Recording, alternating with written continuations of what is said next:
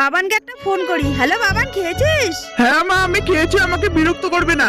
ঠিক আছে, তাড়াতাড়ি বাড়িতে আসবি। মা, আমার খিদে পেয়েছে, খেতে দাও না। তুই এখন বড় হয়েছিস, নিজে নিজে খেতে পারিস না? বাড়ির কাজও তোকে শিখতে হবে, বাড়ির সব কাজ করবি আজ থেকে। যা গিয়ে নিজে নিয়ে খা। আচ্ছা মা। যাও।